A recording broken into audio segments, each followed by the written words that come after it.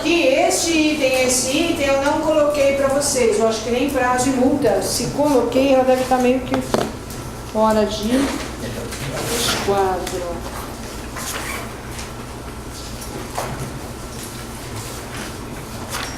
Eu não coloquei não, mas é só para comentar com vocês, é o seguinte. Como é que fica o procedimento atual em relação ao eixo social? Bom, você vai ter que ter mudança na empresa. A empresa vai ter que evoluir um pouco mais no seu quesito de trabalho. Ela vai ter que ter investimento inicial, tanto em mão de obra como em tecnologia, né? A alteração é complexa. Você vai ter que se antecipar com agilidade em relação a essas informações e organização de dados, porque esses dados você vai ter que transmitir, né? A principal mudança no procedimento das empresas é o que? Agilidade, que isso hoje não acontece, né? Eu informo quando acho que tenho que informar. Eu informo depois de um mês que você já fechou a folha, eu digo que alguém está afastado ou que alguém está trabalhando comigo. Isso não mais será possível com a vinda do eixo social, né? Então eu vou ter que me adaptar. Hoje as informações você transmite para o Ministério através do CAGED. O CAGED vai deixar de existir, né? Então tem que ficar bem atento. Com relação às informações vão ser cruzadas? Vão, e já são cruzadas hoje. Hoje a DIRF já é um cruzamento de dados com a folha que você faz, já estão cruzando informações. E o eixo social também vai cruzar essas informações mais rápido ainda. Mas muito mais rápido do que é hoje, né? Prazo de entrega e multa, que eu também não coloquei aí para não assustar, mas enfim, prazo de entrega e multa. As informações do evento trabalhista, eles deverão ser transmitidos tempestivamente, ou seja, à medida que vai acontecendo, de acordo com o prazo pré-estabelecido por eles, eu tenho que enviar em arquivo individual para cada evento acontecido. Tem um prazo para isso. Essas informações vão fazer parte disso daqui, do registro de evento trabalhista, que eu falei que é o RET, em verdade, ele é o histórico laboral do trabalhador, e a gente diz que seria praticamente o pulmão do eixo social. Se o teu RET estiver errado, a tua folha já vai ter problema aí, né? Então as informações relativas à folha, elas deverão ser transmitidas mensalmente e serão confrontadas com o registro de evento trabalhista que porventura você está passando. Então você tem que ficar muito atento também em relação às multas, pelo fato do que? De não transmitir as informações dentro do prazo pré-determinado ou pela inconsistência de informação. A gente sabe que o contador, ele é uma ferramenta. Apesar dele ser uma ferramenta para auxiliar a empresa a cumprir as obrigações, a multa vai vir para a empresa, não vai vir para o contador. A grande boa que eu vejo do eixo social, qual é? O teu cliente não vai poder mais olhar para você e dizer, você não faz, o teu colega faz, eu vou lá para o teu colega. Ele junta as coisas dele, ele vai para o teu colega. Ele fica um ano com o teu colega, depois volta para você de novo, com tudo daquele jeito que você imagina, na qual você tem que corrigir tudo que você fez durante o período. Aí você cobra um valor a mais para ele fala assim, mas como é? Mas eu não vou ter que ter um retrabalho de refazer? Com a vinda do e-social, o meu colega não vai poder fazer aquilo que o cliente quer. O meu colega vai ter que trabalhar do mesmo jeito que eu vou trabalhar, de acordo com o que o e-social quer que se faça. Então isso é uma grande vantagem. Quando começou a se falar de SPED, a multa para quem não se adequasse ao sistema ou deixasse de transmitir o arquivo do SPED, podia chegar até 5 mil reais por mês. Aí veio a lei 12766, que trata da multa do SPED contábil fiscal, onde ele trazia o seguinte, né, uma apresentação extemporânea, R$500 por mês calendário, né, para empresas de lucro presumido, R$1.500 por lucro real. Se a Receita Federal lhe chamasse para tomar um café, para você justificar, né, o que você fez na sua declaração e porventura, né, você não atendê-la, a multa poderia chegar a R$1.000 por mês calendário. Numa apresentação de uma declaração com informação inexata, incompleta ou omissa, multa de 0,2 não inferior a R$100 sobre o faturamento do mês, né? Ao da entrega. Então, o que acontece? Isso é a multa do SPED. A princípio, dentro do social, a multa que se prevê é a multa trabalhista e previdenciária. Multa trabalhista ainda existe um valor, né? Multa de 400 e pouco por atraso de registro de funcionário. Mas a multa previdenciária, ela é pesada, ela é salgada. Então, a gente tem que ficar atento a isso. As multas que a gente nunca imaginou ter, vamos ter com a vinda do social. Né? Então, por enquanto, multa trabalhista e previdenciária. Mas nada impede futuramente, de repente, de querer se cobrar também pelo fato do SPED, porque não deixa de ser um SPED ou social. Né? Essa fiscalização. Cronograma.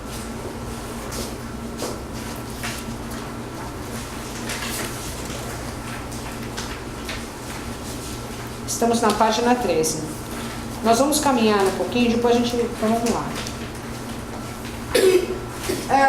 Esse cronograma de implantação e prazo de envio dos eventos, essa nova prorrogação, nós tivemos uma circular 657 em junho de 2014, que ele trazia o seguinte: fase final de elaboração do manual de orientação. Então, eles diziam que estavam em fase final. No dia 24 de fevereiro deste ano, eles divulgaram a resolução número 1 de 2015, trazendo a nova versão 2.0, né? Trazendo as informações, né? As especificações de como fazer, de como montar. Acreditamos que esse seja o último manual a sair. A gente não quer crer que eles vão vir com nova versão, imaginamos que essa seja a última. E se for realmente a última, nós teremos o quê? Após 6 meses da divulgação, da publicação desses manuais, nós entraremos em ambiente teste. Então, provavelmente em setembro desse ano, vamos entrar no ambiente teste. Tá? Depois, após 6 meses de estar disponibilizado no ambiente teste, obrigatoriamente vem o primeiro grupo de empregadores tendo a obrigação de entregar a folha através do e-social. Quem são esses grupos? Empresas com faturamento anual no ano anterior acima de 3.600.000. Né? Isso pode ser lucro real ou lucro presumido. Né? Isso seria quando? Em março do ano que vem. Micro, pequena empresa e MEI, eles estão estudando uma forma para facilitar a vida desse pessoal. Né? Segundo informações do próprio pessoal que está trabalhando em cima disso, eles disseram o seguinte: micro e pequena empresa provavelmente terá 300 campos a ser preenchidos, enquanto as demais com 1.400 e poucos campos a serem preenchidos. Então, micro e pequena empresa e o MEI, eles estão querendo que se faça de forma online. Ou seja, você entra diretamente no site da Receita e imputa os dados, informando como é feito hoje para o empregador doméstico. Claro, nada impede que a micro ou pequena empresa que tenha a sua folha de pagamento feita faça dos mesmos moldes que lucro real ou presumido. Faça tudo dentro do seu sistema de folha e depois transmita a informação. Caso contrário, se isso não acontecer, a ideia é que eles tenham uma forma de você online entrar diretamente e fazer os devidos preenchimentos. Mas isso ainda já era para ter saído alguma coisa para micro e pequena empresa no mês passado. Não saiu nada. E se tivesse saído no mês passado, valeria como teste, não opcional, ia fazer quem quisesse, de março de 2015 a março de 2016. Só que não saiu nada ainda, não sabemos como vai ficar, mas a ideia é que se faça online. Tá? Agora, resumindo esse cronograma, o que nós temos? Eu acho que eu não coloquei isso para você, porque eu coloquei de última hora isso. Se alguém quiser anotar, fica à vontade. Resumindo, o que nós temos? Como primeira etapa, iniciando-se em março de 2015 até agosto de 2015, o que? Período para atualização de dados, revisão dos procedimentos atuais da sua empresa e adaptação dos layouts pelos empregadores. Então, nessa primeira etapa, o que você tem que fazer? A qualificação cadastral dos trabalhadores, verificar as tabelas de CBOs dos clientes, dos funcionários dos seus clientes, porque nós temos uma falha muito grande com o quesito de CBO. Às vezes você coloca o CBO de uma pessoa que tem um nível básico, fundamental, num nível universitário. Isso acaba batendo de frente com quem? Com o CAGED, que ele não aceita por algum motivo, não é? Quando você dá essas informações. Então, e o que a gente orienta? Olha, fiquem atentos, porque a questão de cargos e funções você não vai ser obrigado a descrever, mas o cargo, que é o CBO, eles vão levar em consideração o artigo 461 da CLT, que trata da isonomia salarial, e a súmula número 6 do TST. No CBO não dá para ser isonomia. Você tem dentro de um CBO, você tem várias. Pois é, mas o grande problema é o seguinte, né? Você coloca lá auxiliar de escritório nível 1, nível 2, nível 3, né? Assistente administrativo júnior, pleno, sênior, né? Você coloca vários níveis, você coloca de A a Z. Só que tem um porém, você não tem um plano de cargos e salários devidamente homologado no Ministério do Trabalho. E aí eu te pega, porque o 461 diz, você está limitado não superior a 2 anos. Então, se eu contrato alguém para trabalhar na minha empresa, está comigo há 1 ano e meio como analista fiscal, e eu trago uma outra pessoa para começar a trabalhar comigo agora, que também está na função há 1 ano e meio de analista fiscal, ela tem que ganhar o mesmo que aquele que está na minha empresa agora. Porque não é empresa, é função. E isso tem trazido alguns problemas aí para algumas empresas em relação a isso. Né? Então a questão de vários níveis, são níveis que a gente cria, né? É nível 1, nível 2, nível 3, é júnior, pleno, sênior, mas eu não tenho um plano de cargos e salários devidamente homologado no Ministério do Trabalho. E isso a gente orienta, olha, fique atento a isso, porque eles estão pegando e vão pegar a base do artigo 461 e da súmula número 6 do TST. A questão da isonomia. Então a gente tem que ter cuidado com isso. Porque quando ele fala tempo na função e não na empresa, desde que não superior a 2 anos. O 461. Então temos que ter cuidado com isso. Temos que ficar bem atentos a isso. Então eu tenho que pensar não só os procedimentos, me adaptar à legislação. Então eu tenho que fazer qualificação cadastral, eu tenho que verificar a questão do CBO, eu tenho que verificar, enfim, dar uma geral no registro dos meus funcionários, fazer um levantamento dos atestados médicos que ainda estão valendo dos meus clientes, porque o atestado médico, se você está dentro da empresa, fica mais fácil, mas o teu cliente, o atestado não fica no prontuário do funcionário.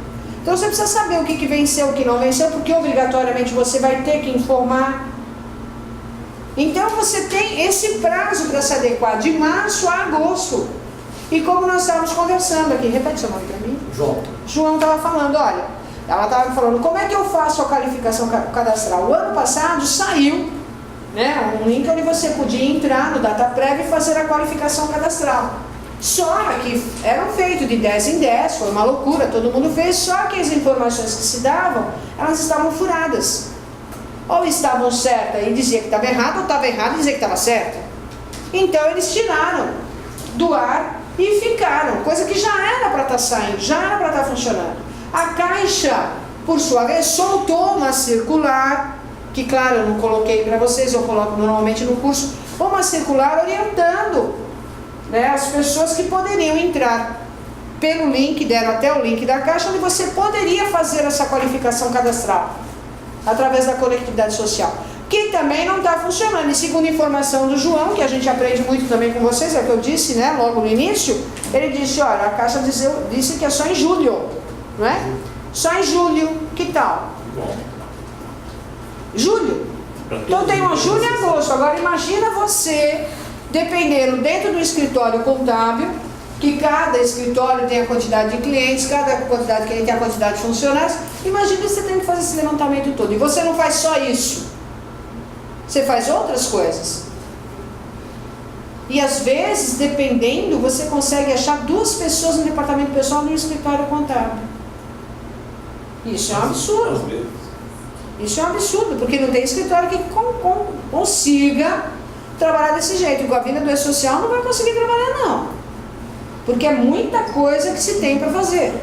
Então eu tenho que ter esse prazo de março desse ano até agosto para começar a colocar a casa em ordem, para ter mais ou menos, por exemplo, relação de EPIs e de EPCs. Não lembra que eu disse que isso vai ser devidamente informado? Agora imagina você que não tem uma empresa especializada para fazer esse trabalho de segurança e medicina do trabalho, e que você não tenha nada disso e que vai ter que fazer agora, é meio trabalhoso. Faz 2, 3 meses só para fazer isso. Pois é. Então isso vai ser uma coisa muito maluca, muito louca, que eu vou ter que correr atrás para poder fazer esse trabalho como se deve, né? Então eu tenho um prazo muito curto para isso, porque se tudo correr bem e nada mudar, eu teria até setembro, até agosto, e em setembro, obrigatoriamente, eu já tenho um cadastro inicial. Nesse cadastro inicial, eu tenho o quê? Cadastro da minha empresa, ou seja, da empresa que é meu cliente. Tenho o cadastro dos funcionários que já são meus funcionários, que eu vou ter que enviar. E tenho a implantação de algumas tabelas. Só que nesse cadastro do meu cliente, da empresa, dos meus funcionários, eu já tenho muita informação que deverá ser feita e deverá ser arrumada para que eu possa transmitir e não tenha problemas. Dentro do meu cadastramento inicial, eu vou ter que informar, inclusive, os funcionários que estão devidamente afastados. E muitas vezes eu tenho um funcionário na minha empresa que ele está afastado há muito tempo, 5 anos, 6 anos, não é? E que você nem sabe o que aconteceu com esta pessoa. De repente ele até se aposentou por invalidez e você, empresa, nem sabe. E você deverá saber, terá que saber, porque você vai ter que informar isso nos afastamentos também. Então é um trabalho grande que você vai ter nesta primeira etapa. E que em verdade já tinha que ter começado ano passado. Mas nós estamos dizendo, a partir de março agora já tem que começar a pensar nisso. Então já vai ter que arregaçar. Mas nós estamos no final de abril. Nós teremos maio, junho, julho, agosto, praticamente 4 meses, se nada mudar até lá. Para poder tentar fazer esse trabalho, ter pelo menos meio caminho andado para na hora de transmitir os dados, as informações, eu não sofra com o impacto de não conseguir transmitir porque tem alguma coisa errada. Que é isso que vai acontecer. Tá? E se eu não conseguir transmitir na data por algum problema, não conseguir me adequar? Mas o que problema? Me conte tudo, não me esconda absolutamente nada. O site da Caixa, você fala, o site não vai funcionar. Não, mas aí é que tá, não, mas veja bem. Com todo mundo querendo acessar lá de julho em diante, Meu Deus. estou informando Não, que mas de julho- repente nem será tão necessário, talvez o site da Caixa, pode vir um outro, um DataPrev, sei lá, uma... Vai ser pelo próprio site do E-Social. do E-Social. Do E-Social. Então, você espera que quantas mil empresas ao mesmo tempo? Pois é, mas veja, eles já estão, até porque nós estamos comentando isso, imagine, nós estamos em São Paulo. Imagina quem está lá no norte, lá em cima, bem em cima, né? Que é onde tem muito mais falha, talvez, do que aqui, não é? Imagina esse pessoal. Então eles, segundo eles, já estão analisando esse fato e já estão trabalhando em cima do sistema para que não haja falhas, para que não haja quedas, para que não haja impacto aí de não conseguir de todo mundo acessar e ter problema de travar. Mas Né? aí eu serei Nós multada. temos como exemplo, olha, veja, como você tem prazo para informar, né? Obviamente. Ser multado ou não, como é período teste, qual é o entendimento? Que nesse período teste não faria sentido lhe cobrar multa, porque o nome já diz, período teste. Não faria sentido lhe cobrar multa. Agora, a partir do momento que passar a ser para valer, é aquela velha história, aí não tem jeito. Né? Mas como é período teste, imagino que eles não vão ter esta falta de bom senso e querer lhe cobrar multa. Eu acho que não seria esse o caminho. Tudo bem? Então eu tenho que verificar isso nessa primeira etapa, porque eu já vou ter um grande trabalho. Segunda etapa, ela começa em setembro com o ambiente teste, né? Com a transmissão dos eventos iniciais, implantação de tabelas, cadastramento inicial de vínculos e eventos não periódicos. Tá? Essa é a segunda etapa, que vai de setembro até fevereiro de 2016. Depois, numa terceira etapa, entraríamos aí obrigatoriamente folha de pagamento digital, estimado para março de 2016. para o primeiro grupo de empresas com faturamento anual superior a 3.600.000 no ano calendário. Que seria lucro presumido, lucro real, que pode ser também. Tá? Essa é a ideia, esse é o caminho. E vamos rezar para que isso aconteça, porque já estamos desde 2013 falando e cada ano que vem uma novidade, se muda, se traz uma tabela. Tá? Agora, existe uma novidade que veio nesta versão e ele está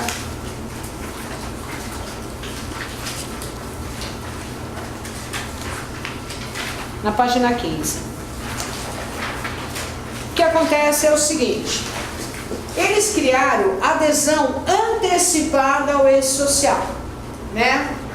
Esse evento vai ser utilizado para aquelas empresas, né, quando o empregador optar por aderir ao ex-social de forma antecipada. Não é a vez dele, mas ele quer começar no ex-social antes da data prevista. Quem que está obrigado? É facultativo, vai quem realmente quer se antecipar, né? Prazo do envio antes da data prevista para a obrigatoriedade do empregador, né? Informações adicionais. Na competência de adesão ao ex-social, não pode haver informações na GFIP ou GPS. A retificação ou exclusão desse evento só é permitida em alguns casos. Quais? Não pode haver nenhum outro evento enviado, exceto o S1000, que é o que? O cadastro da empresa. Além disso, no caso de retificação, não pode haver para a nova data de adesão informada informação de GFIP ou GPS. Com exceção deste item 2, a adesão antecipada ela será irretratável. Então, pense bem e veja se vale a pena. Eu acho que primeiro o ideal seria, eu acho que faz sentido você se antecipar, desde que você tenha tudo redondo e sabe que você não vai ter problema nenhum. Eu acho melhor você se adequar e ir com calma, né, para depois fazer a adesão normal, tá bom? Prazo para envio dos eventos.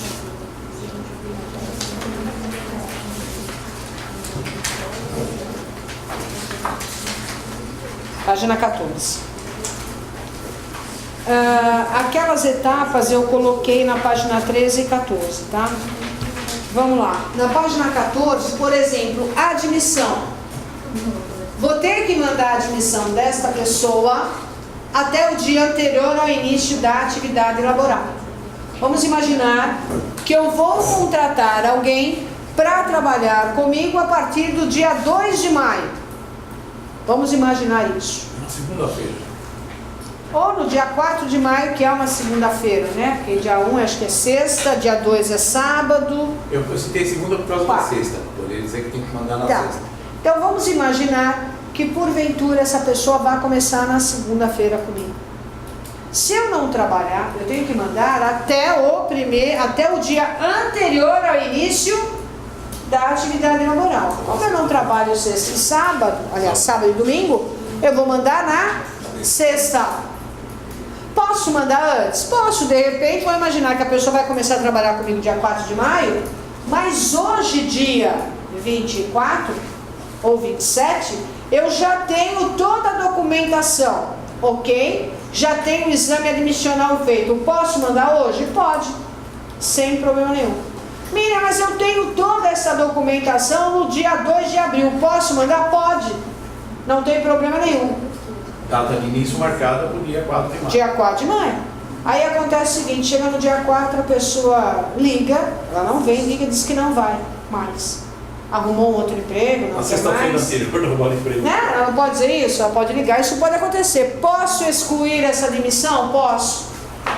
Existe o evento S3000 que me permite excluir, desde que eu não tenha enviado nenhum evento posterior ao registro dessa pessoa. Até o próprio dia da admissão. Sim, Até o dia 4 de maio. desde que eu não tenha mandado nenhum evento. Eu posso excluir, não há problema nenhum. Pensa novo também. É novo, não tinha. É porque antes tinha que fazer uma rescisão, não é? Tinha que fazer rescisão. Se ele trabalhar, a orientação que se dava era essa, né? Mas isso não tem mais necessidade, eu posso cancelar. Posso excluir, então, Sim. desde que eu não envie. Não... Desde que você não tenha enviado nenhum outro evento, né? Uma folha com o nome daquela pessoa, algum dado. Porque de repente, mesmo que ela tenha trabalhado um dia, como é que você vai excluir? Não tem jeito, trabalhou, não tem jeito. o que não é o caso, tá?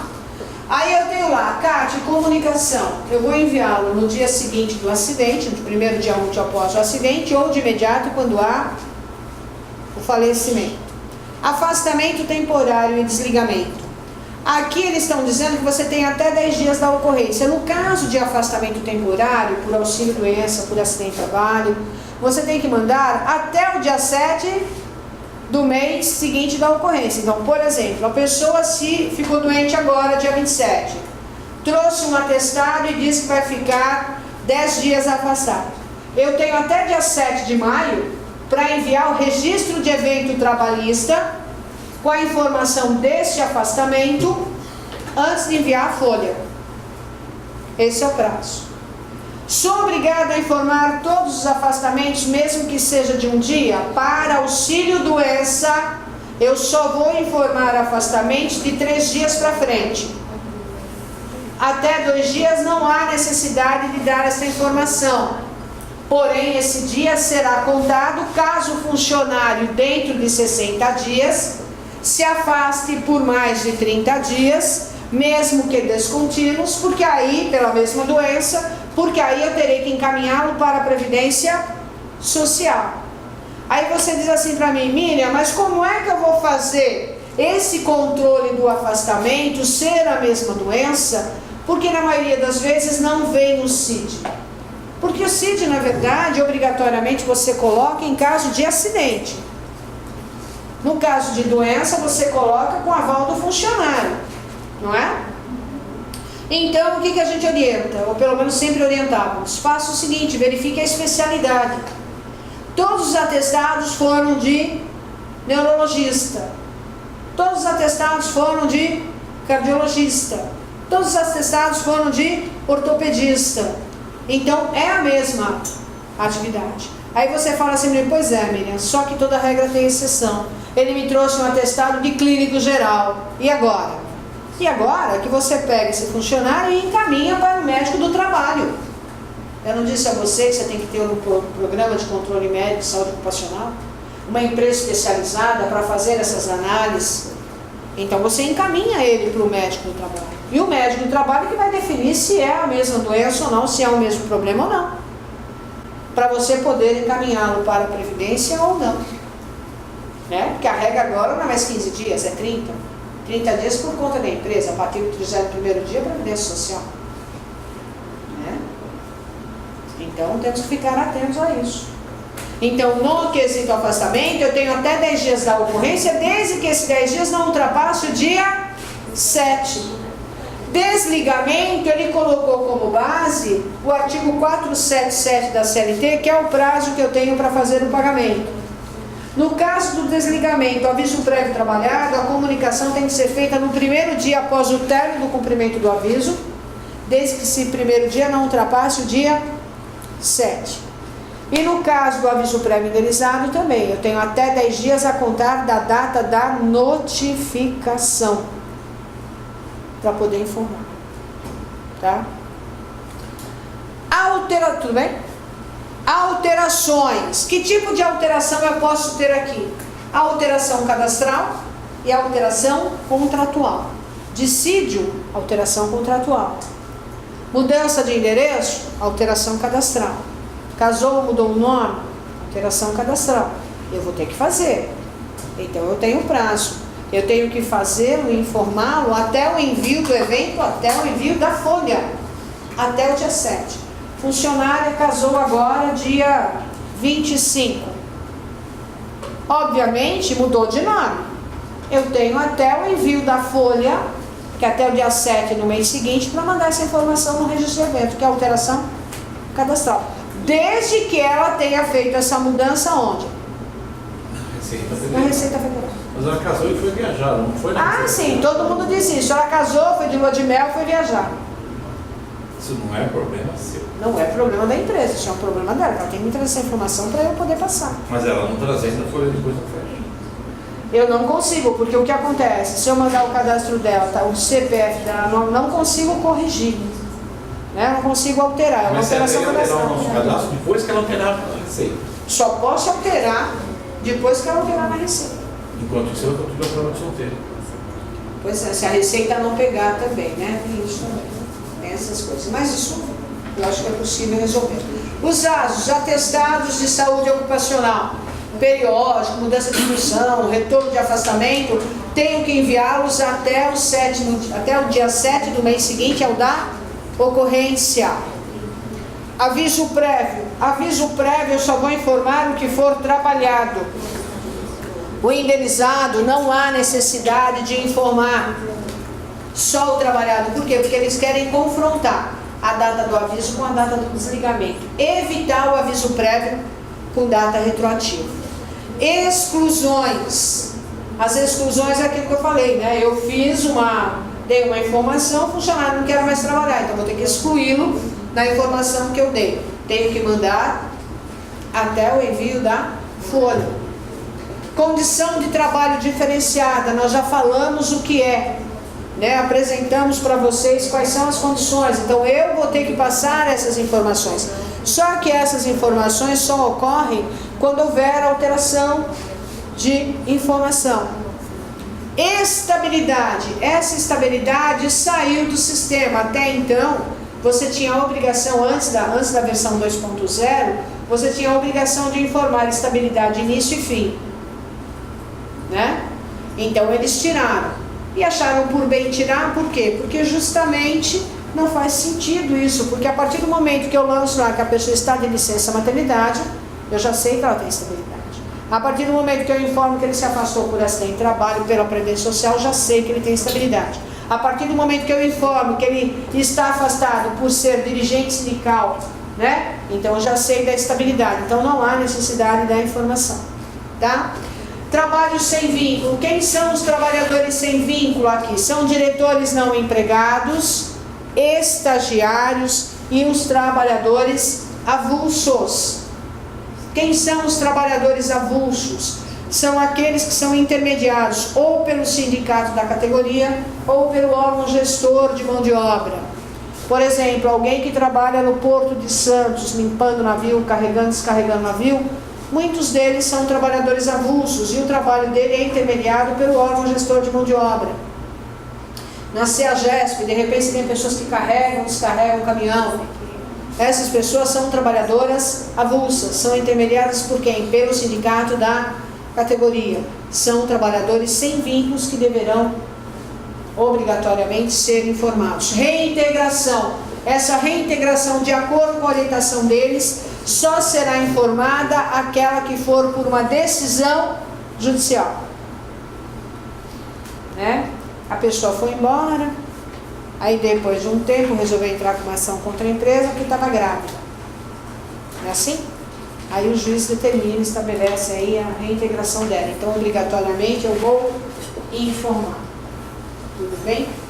Aí nas notas, se não me engano, eu coloquei para vocês tudo aquilo que a gente informou aí de passos e de eventos periódicos, né? Informação de desligamento, tem que enviar até o primeiro dia útil seguinte a data do desligamento, no caso de aviso prévio trabalhado, ou no prazo de até 10 dias, no caso de aviso prévio indenizado. Informação dos demais eventos, inclusive atualização do registro de empregado, estou na página 15, né? 14 e 15. Na questão de informações dos demais eventos não periódicos, inclusive a atualização de registro, demais trabalhadores, eu tenho que informar até o dia 7 do mês seguinte, a que se refere à mudança. Por isso que eu falei, a pessoa casou agora, a mudança foi agora. Se mudou o nome, eu tenho até o dia 7 do mês seguinte para passar essa informação. Se ela casou no dia 28, não é um problema. Pois é. Então acho que é melhor ela ir para a caixa e depois marca a viagem. Você fala mesmo, até o nome primeiro para que você enviar. Aí, né, obviamente ela vai ficar muito contente com isso, né? Enfim, essa é a regra. Eventos periódicos, as folhas de pagamento das remunerações e demais rendimentos, pagos, devidos ou creditados, eu tenho que enviar, transmiti-lo até o dia 7 do mês seguinte a que se refere. Por isso que eu falei, se eu tiver uma variação, uma comissão, alguma coisa que foi paga no final do mês, eu tenho que mandar. Então, obviamente, eu vou ter que fazer folha complementar, né? Informações relacionadas a outros fatos geradores, deduções, bases de cálculo, a questão da Lei Complementar 110, que é os 10% do Fundo de Garantia, contribuição sindical, fundo de garantia certificado. Eu tenho que mandar até o dia 7, tá? Transmissão dos eventos e certificação digital.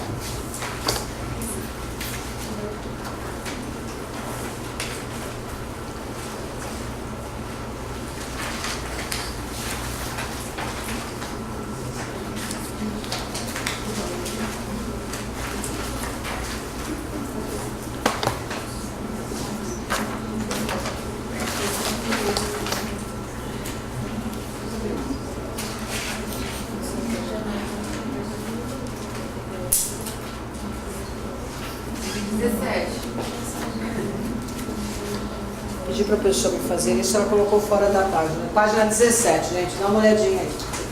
Claro, para eu transmitir os eventos, tem que ter certificação digital? Tem, né? Porque se não tiver, você já viu o que acontece, né? Todo mundo acaba tendo acesso a informações que são sigilosas. Então, o que acontece? O evento que compõe o e-social, ele deverá ser transmitido mediante o quê? Autenticação e assinatura digital, utilizando o certificado digital. Os certificados digitais, eles vão ser exigidos em 2 momentos. Primeiro dele, na transmissão, né? Antes de ser iniciada a transmissão de solicitação ao sistema do e-social, o certificado digital do solicitante é utilizado para garantir o quê? Justamente a segurança na transmissão no tráfego das informações via internet. Tá? Então, vai ser feito logo no início. E também na assinatura de documento. Então, para os empregadores, pessoas jurídicas, o evento poderá ser gerado por qualquer estabelecimento da empresa ou seu procurador. Você, contador, poderá continuar usando a certificação digital por procuração, como você faz hoje para fazer o trabalho do seu cliente. Vai permanecer do mesmo jeito, não muda, tá? Para os empregadores, pessoas físicas, os eventos deverão ser gerados pelo próprio empregador ou seu procurador e assinados com certificado digital pertencente a esse empregador ou ao procurador. Certificados digitais utilizados para assinar os eventos e arquivos deverão estar habilitados para a função de assinatura digital. Agora, o evento que compõe o e-social, estou te dizendo que deve ser transmitido mediante autenticação e assinatura digital ou utilizando a certificação digital. Mas temos um porém aí, salvo que microempresa, né? Empresa de pequeno porte optando pelo Simples e o MEI, que possuam até 7 empregados, ele está, por enquanto, desobrigado à certificação digital. Né? Então, salvo o MEI com o empregado, o segurado especial e os obrigados abaixo com até 7 empregados permanentes, ele poderá fazê-lo online, independentemente da certificação digital, como é feito do empregador doméstico. Eles estão estudando essa possibilidade para facilitar a vida desse pessoal, para poder enviar as informações. Então, o empregador doméstico já faz online. É teste, mas já faz. Micro e pequena empresa optante pelo Simples poderá fazer. Contribuinte individual equiparado à empresa, um médico, um dentista, que tem alguém que trabalhe com ele, poderá fazer. O pequeno produtor rural também poderá fazer, independentemente de ter a certificação. Claro que já se cogitou que futuramente até nós, pessoas físicas, teremos que ter certificação digital. Cogita-se, né? Se isso realmente vai ser aplicado, não sabemos.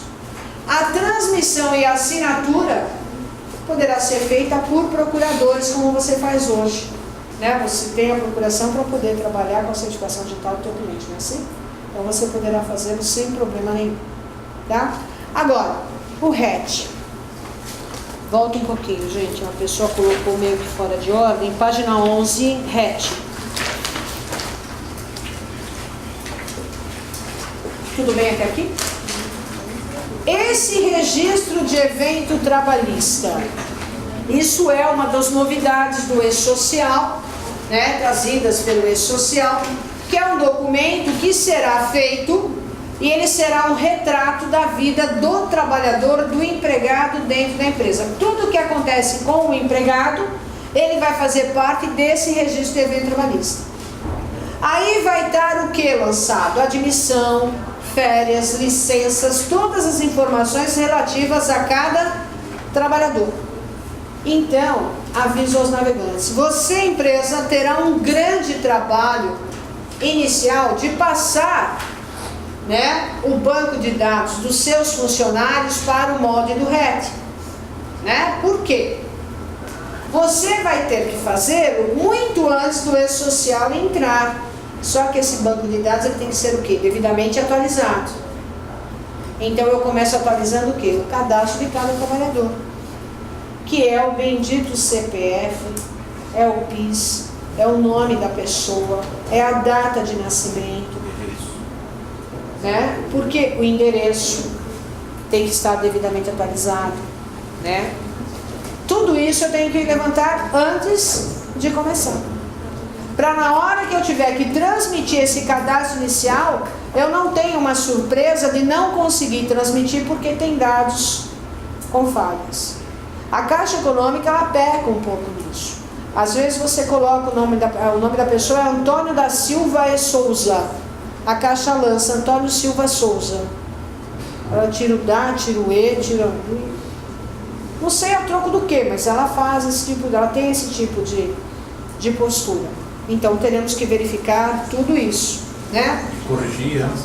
Corrigir antes. Então você, além dos empregados, eu também, outras categorias de trabalhadores também serão objeto de informações no meu RET, que vai alimentar o meu RET. Quem são?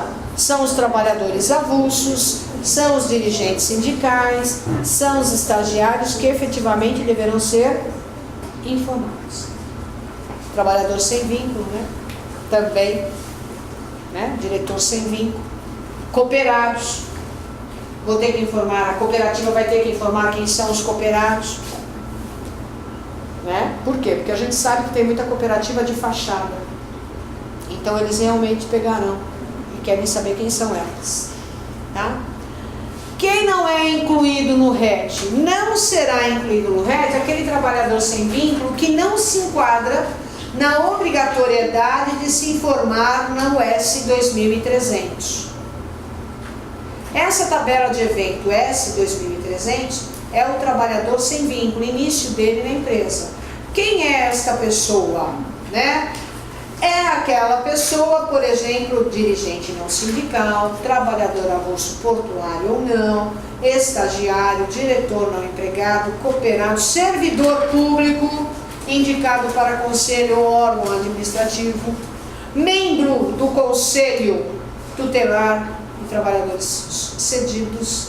São essas pessoas. Mas Miriam, como é que fica o contribuinte individual? Quem pode ser o contribuinte individual? E aí? Quem é o contribuinte individual?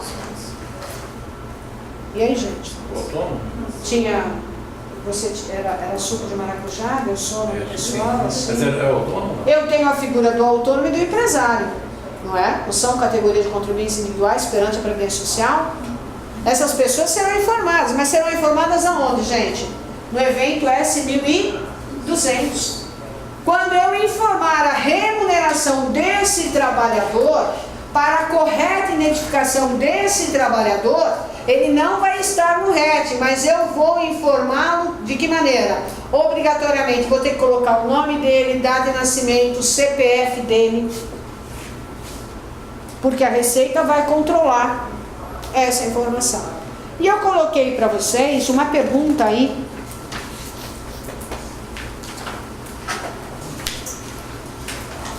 Dá uma olhadinha na página 13. Coloquei para você o seguinte questionamento: como deverão ser informados os pagamentos aos contribuintes individuais autônomos? Para os autônomos, não é feita a carga inicial do S2300.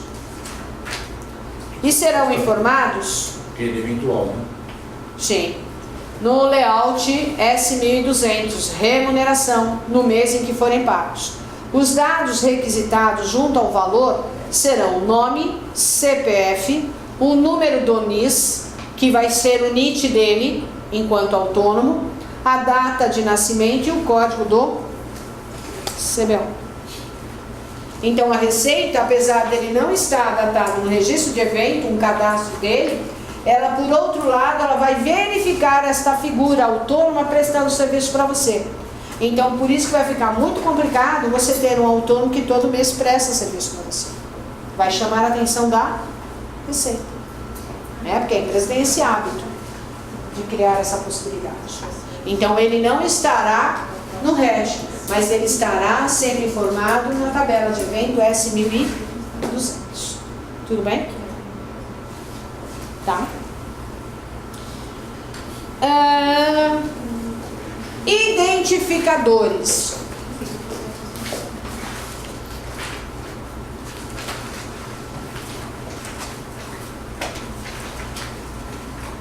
Página 15.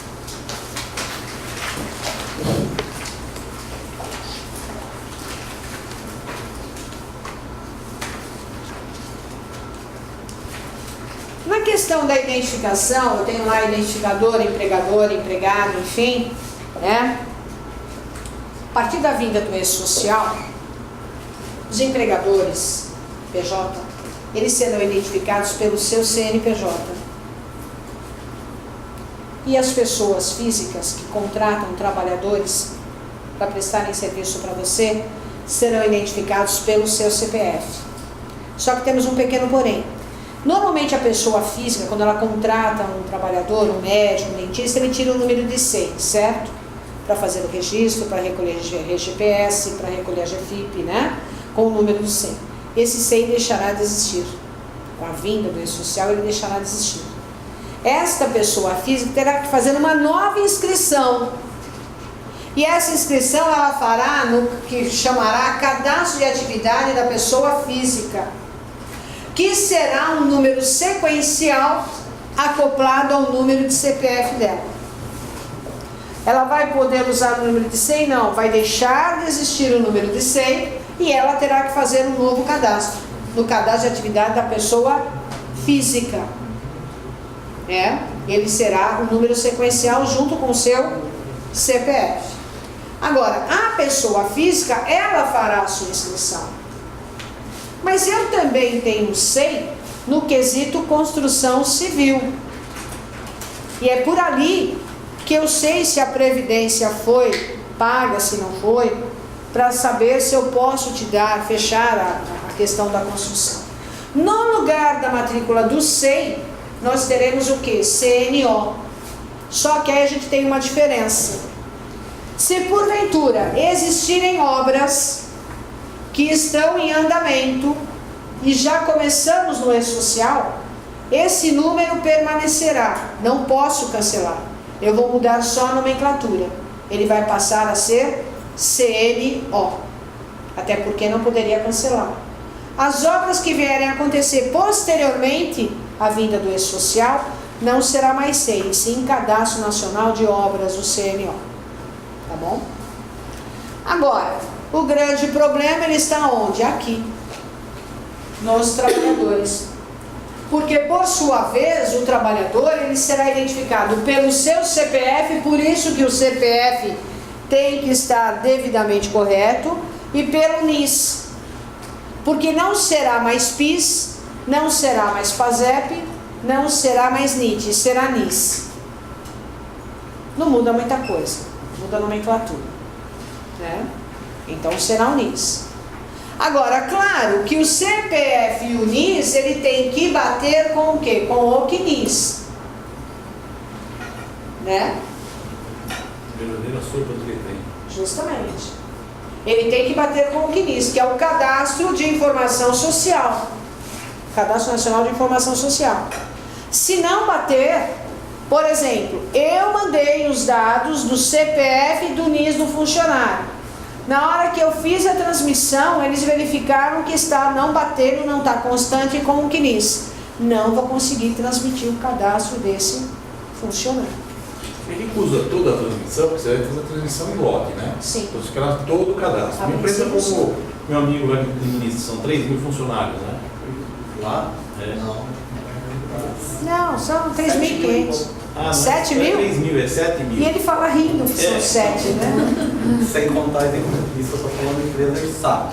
É, As empresas que não é SAP, aí aumenta mais. aumenta 7 mais. mil funcionários. O que acontece quando você vai transmitir o cadastro numa empresa? O UOL, por exemplo, tem 3 mil funcionários só. O UOL, 3 mil que ele vai transmitir. Pois é, mas Inteiro, como ele volta. eu entendo que ele vai impedir a ida de quem? Daquele Então funcionário. ele vai Não, usar não. 5, 10, 50, e não os 3 mil. Entendo que não faria sentido. Esperamos que É não. por pessoa. Por Cada pessoa, profissional, não ele faz vai sentido trabalhar. ele cancelar, não vou aceitar mais nada, não. Ele vai cancelar daquele funcionário, ele não vai aceitar. Se de 7 mil eu tenho 1.500 que está falho, 1.500 não vai.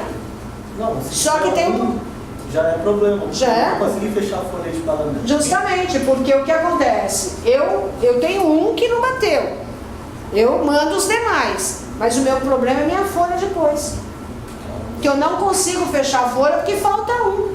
Mas o envio do cadastro vai ser anterior, um bom prazo anterior à data do. Vai ser em setembro agora. O envio do cadastro é o envio do empregador ou a preliminar, que tem que ser enviada antes do fechamento da folha. A preliminar, o cadastro do empregado preliminar, é quando eu não tenho um piso funcionário. É o primeiro emprego da criatura. Não confundir com aquilo, eu não tenho meu piso, porque eu deixei lá na minha casa, não sei, eu preciso ir lá buscar, Porque tá com não problema, tem tenho. dois. Não, é para aquele primeiro emprego que eu não tenho piso, então eu tenho um cadastro preliminar. Não façam desse cadastro preliminar aquela forma, bom, eu vou dar um jeito agora, eu não tenho a documentação, não, é para o primeiro Mas emprego. vou ter que subir os cadastros, ver as recusas, Sim. e ter um tempo para resolver isso antes de mandar a folha. Pois é, mas veja, o que nós estamos dizendo? Num primeiro momento, nós temos um ambiente teste. É o tempo que você vai ter, de setembro até quando começar a obrigatoriedade da folha, E mandar o para cadastro. fazer os devidos acertos. No ambiente teste, tudo que você pensar vai ter solução. Inclusive, a criação dos números de CNO, de KEF, enfim, qualquer Na número. verdade, desse tem que ter mandar o uma- cadastro, receber as Sim. recusas, correr atrás da regularização, Sim. mandar de novo, ver se deu certo. Todo mês vai ter que ser transmitido o Aquele cadastro. cadastro. Não, o cadastro Uma vez feito só. é uma vez só. Você só altera a alteração cadastral quando Sim, há alteração. claro. Então você vai mandar Sim. e vai corrigir os problemas até ele ter ele em ordem. Tendo ele em ordem, Só que, o que a gente orienta? Você não pode ficar mandando, vou corrigindo. Não, se você já pudesse antecipar desde já, para fazer as atualizações, para poder enviar, é a melhor. É a melhor. Por isso que é um tempo muito curto, né? Para você mandar essas informações.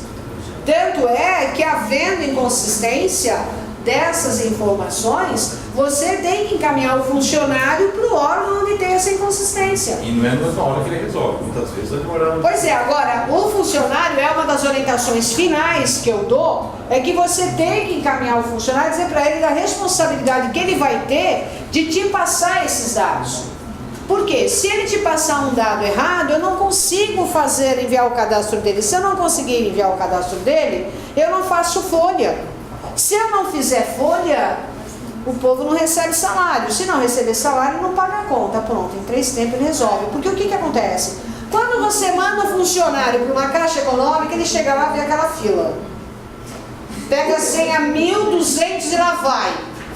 Ele vê que ele é o 1.200. Na frente dele tem 1.199. Ele fala, vou embora. Aí ele chega para a empresa e fala, tá tudo ok. Eu vi lá que tá tudo certo. Sem problemas. Não é ele que te deu a informação? Tá ok, tá tudo certo. Mas na hora que você vai transmitir, trava a informação, você não consegue transmitir a informação dele. Você e conta para todo mundo que o culpado foi ele. Pois é. É um problema muito sério. Então o funcionário tem que ter consciência e a empresa também. Porque muitas vezes a empresa não quer liberar o funcionário para ir, mas é ele que tem que ir. É ele que tem que ir na Receita, ver o que está acontecendo com o seu CPF. É ele que tem que ir na Previdência Social, vai ter que ligar no 135, agendar um dia, uma hora. agendado por eles, nesse dia e hora ir ao posto da Previdência resolver, porque o CNIS também traz informação errada, porque ele tira informação da onde? Da GFIP. E muitas vezes a GFIP também está errada. Por que está errada? Está errada porque hoje, quando se passa os dados do funcionário, muitas vezes se passa de qualquer maneira, de qualquer forma, não tem a preocupação de saber se aquele dado realmente é um dado consistente. E essa divergência só aparece quando a criatura vai levantar o quê? O PIS, vai levantar o PIS, né? Sacar o PIS, o abono, ou o fundo de garantia, ou o seguro-desemprego, onde aparecem as divergências. E é onde ela procura o escritório contábil ou o DP para falar que o erro é da gente. É mais ou menos assim que caminha. Então eu tenho que ficar muito atento. Então os empregadores deverão dar uma atenção especial a essas informações cadastrais dos seus trabalhadores e acertar, se certificar da consistência desses dados e que realmente ele está batendo, principalmente com o CNIS. Porque a ideia do CNIS é o quê? É futuramente você não ter a necessidade de apresentar a sua carteira profissional para ter direito ou para saber se você vai receber ou não a sua aposentadoria. Porque tudo está lá. Tem pessoas que estão cadastradas no CNIS desde 1972 para cá. Todas as empresas que trabalharam, as previdências, enfim, está tudo lá. A prática que o sistema está pronto, hoje, quando você vai fazer a admissão, você já entra no programa do seguro-desemprego para consultar o funcionário. Então, se aquilo também validou, você já sabe que tem cadastro profissional. Justamente. Já está bom. Pois é, mas na maioria das vezes não valida, porque tem coisa errada, né? Aí as validações Justamente. são outras Justamente, situações. perfeitamente. Quer dizer, você veja que ele já está cercando por todos os lados as informações, as inconsistências que podem vir a acontecer. Então eu tenho que ficar bem atento a isso, tá? Quando eu digo para você, qual é a proposta? A proposta é racionalizar e aprimorar a qualidade da informação do CNIS. É fazer com que o CNIS seja uma fonte confiável de informações. Essa é a ideia do CNIS, tá? Agora, claro que a Receita Federal está desenvolvendo um aplicativo e fazia tempo para tentar solucionar esse problema. Na última versão, ela soltou esse link aqui, que também não está funcionando. Quem entrou? Da última versão, ele ficou válido por 2 horas e saiu fora do ar. Pois é, 2 horas já foi muito, né? E de lá para cá... Só foi só um teste para saber se ia funcionar. Pois cara é. que funcionou porque teve o acesso e fecharam de novo o link. Pois é, não deveria, você concorda comigo? Já Quando deveria. fecharam esse link, fecharam inclusive o link de baixar o manual. Aí depois voltou novamente. Justamente. Aí já voltou só o link de baixar o manual. Justamente. A gente que acompanha o projeto, e está lá em Brasília, está conversando, está discutindo, a gente sabe o que está funcionando e o que não está funcionando. Pois é. Essa relação de CNIS, cadastro, isso daí não é problema. Tem solução para isso, o programa já está desenvolvido, ele só não está Não está ainda apto. Ele não está funcionando. Mas liberaria isso aí, juro, acho que no prazo devia estar funcionando já, o pessoal já ia atualizando. Então, é tão rápido e ficou aberto lá no início do projeto, lá em 2013, 2014. Em 2012, o cadastro estava aberto, Tá. muitas empresas, as grandes empresas, todo mundo pegou. Só que assim, não foi massificado. E aí acabou que... Mas muita informação que pegaram na época também tinha coisas que não estavam batendo. Tinha sujeira, porque Justamente. não estava ainda apreciado, né? Perfeito. Agora está bem... Aí o que acontece? Se isso funcionar, o que nós teremos? Eu posso fazer manualmente, com até 10 consultas simultâneas, e o retorno da informação é de imediato, no momento da consulta, ou em lote, né? Onde não há restrição de limite de consulta, porém levará 48 horas para receber as informações. Pelo menos foi isso que eles nos disseram em relação a essas informações, né? Só que eu acho que, pegando o seu gancho, que realmente deveria ter saído, né? Não deixar para julho, Porque quem sabe, será que julho sai mesmo? E se não sair? Como é que nós vamos, né, fazer para poder passar essa informação? Né? Ou então eu vou ter que já começar a liberar o funcionário para ir na Caixa, para ir na Previdência, para ir na Receita, para verificar esses dados? Também tem isso. Agora imagine uma empresa que tenha de repente 1.500 funcionários, 2.000 funcionários. Vai fazer uma caravana? Vai fazer uma excursão? Né? Fica sem funcionário todo tempo. Quantos funcionários ao mesmo tempo sem?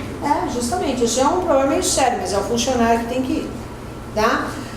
Interessante, isso aqui é só uma informação, tá?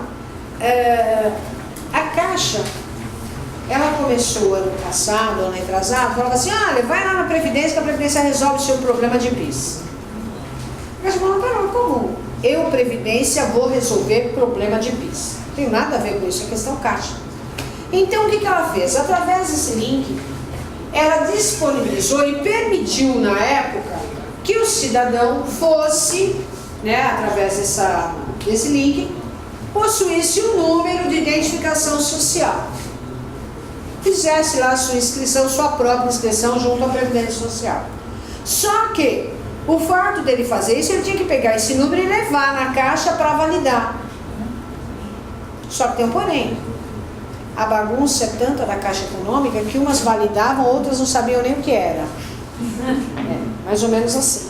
Então, o que a gente orienta? Olha, gente, por aqui não seria tão aconselhável assim. O certo seria fazer a sua inscrição junto à Caixa para poder fazer o cadastramento online, que também está trazendo alguns problemas para algumas empresas. Algumas agências você consegue fazer o cadastro da empresa, outras você não consegue. É uma verdadeira loucura a Caixa. A Caixa, a impressão que eu tenho, para estar em países diferentes. Cada um fala uma linguagem, cada um trabalha de uma forma. Tá? A Caixa não federal, a Caixa pelo papel. Exato. Agora, quais são as providências que são imprescindíveis na página 16? Que são imprescindíveis para início do envio das informações ao ex-social. Primeiramente, a qualificação cadastral. Para que as informações sejam aceitas, sejam enviadas ao ex-social sem problemas, é necessário que o cadastro do CPF e CNIS estejam qualificados, estejam corretos, estejam batendo. A validação dos dados do trabalhador, ela se dará pela informação de que dados? Do CPF, do NIS, que pode ser o PIS, que pode ser o PASEP, que pode ser o NIT, pelo nome e data de nascimento dessa pessoa. A chave do trabalhador no ex-social será o quê? O CPF associado ao NIS. Agora, claro, a gente diz o seguinte, a qualificação cadastral eu tenho que fazê-la antes do envio de qualquer evento ao ex-social. Por isso que eu vou ter um trabalho bem grande para isso. Um trabalho enorme, eu diria, para que eu pudesse fazer essa qualificação. Tá? Na regra de identificação do administrador do NIS e direcionamento do cidadão, eu tenho que pensar o seguinte. Se o NIS for administrado pela Previdência, que era o antigo NIT, eu tenho que ligar para 135, agendar um dia e hora, e o funcionário vai nesse dia e hora lá na Previdência resolver o problema do NIT dele. Se o NIS for administrado para a Caixa, que é o antigo PIS, eu vou ter que encaminhar o funcionário para a Caixa Econômica Federal. Se o NIS é administrado pelo Banco do Brasil, é o antigo PASEP, eu tenho que mandar o funcionário para o Banco do Brasil. É o funcionário que tem que ir, não é a empresa. A empresa não pode ter procuração e ele que tem que ir. Sem contar a Previdência, porque se tudo isso não bater com o CNIS, eu também tenho que ir para a Previdência resolver, solucionar esse problema. Tá? Quais são as inconsistências que o NIS pode me trazer? Não ter data de nascimento, estar sem CPF, ou estar com CPF divergente, ou estar com data de nascimento divergente, ou estar com informação de óbito. São divergências que podem acontecer e que eu tenho que verificar e levantar. Quais são as inconsistências que o CPF pode me trazer? um CPF não cadastrado, um CPF nulo, um CPF que foi cancelado, tem nome divergente, sem data de nascimento ou com data de nascimento divergente daquela que eu informei. São divergências que eu tenho que solucionar na própria Receita Federal. Né? Não vai ter jeito. Agora, obviamente já sabemos a identificação. Lembra que eu disse a você que no cadastro inicial eu tenho que implantar tabelas? Quais são tabelas que serão implantadas nesse prazo inicial? Eu tenho tabela de rúbrica da folha de pagamento. Eu tenho tabela de lotações tributárias, local, centro de custo, onde o funcionário está. Eu tenho a tabela de cargos, que são os CBOs. Eu tenho a tabela, página 17, né? Eu tenho a tabela de funções. Esse detalhamento, eles abriram mão. Eles falaram que por enquanto você não precisa colocar. Não sabemos. Porém, dependendo da forma que você classifica o seu funcionário, justamente, eu vou você ter tem que problema. mandar essa tabela, porque senão vai dar... É melhor Vai mandar divergência. Justamente, mas é o que eu falei, da questão do artigo 461 da súmula, a questão da equiparação salarial. Então eu tenho que ficar fazer bem essa atento. tabela esclarece alguma coisa, porque Sim. você tem dois CBOs e um salário muito diferente, né? Pois é, mas o que eu Você posso fica de ficar fora. atento também é o seguinte, mas eu vou aqui, eu vou dar um detalhamento na função que vai mudar o pano de fundo do CBO, é o mesmo. Eu tenho que ficar atento com isso. Eu coloco nível 1, nível 2, mas de repente eu não tenho um plano de cargos e salário, eu vou ter problema do mesmo jeito. Mas o CBO ele traz várias atividades dentro do mesmo código. Ele diz ali que pode ser uma outra Sim. atividade. E cada atividade daquela tem um salário diferente. Sim, Mas aí é função. é Essa é a função. função. Descrição da função é outra É coisa. outra coisa. É isso que eu tenho que ficar atento. Ah, E é isso eu que sou- Então, o salário pode ser administrador. diferente baseado no cargo e função. Eu sou administrador, você é administrador. Só que eu administro vendas. Você administra vendas de rua. Eu tenho o mesmo salário que você.